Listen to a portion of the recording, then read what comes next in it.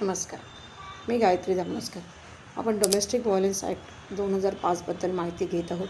त्याच्यातील विविध कारणं आपण याच्याबद्दल माहिती घेत आहोत. तर त्याच्यातील अजून एक कारण आहे इमोशनल ॲब्यूज. आता इमोशनल ॲब्यूजमध्ये काय येतं? Emotional abuse includes abuse as well as such as yelling, name calling, blaming, intimidation and controlling behaviour are also forms of emotional abuse. Abusers who use emotional abuse often throw in that of physical violence if they don't do as they want to. अशा प्रकारे तोंडी आणि भावनिक अत्याचार काय आहे ते आपण मराठीमध्ये जाणून घेऊ.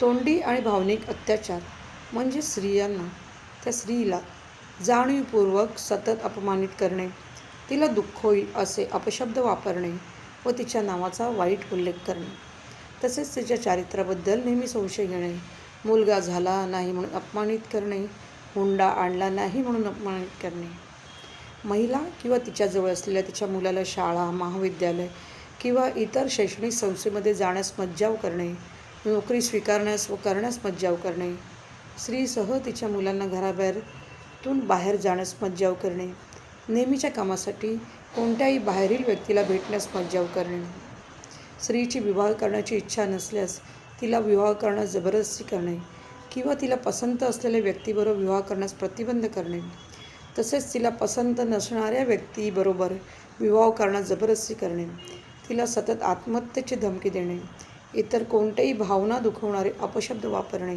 या सर्वांचा समावेश म्हणजे तोंडी आणि भावनिक अत्याचारामध्ये येतो. हा इमोशनल ॲब्यूज आहे. हे एक कारण आहे की ज्याच्या अंतर्गत आपण डोमेस्टिक व्हायलन्सखाली कंप्लेंट दाखल करू शकतो. तर अशा प्रकारे अजून काही कारणं आणि त्याच्याविषयी माहिती घेऊन आपण लवकरच भेटू.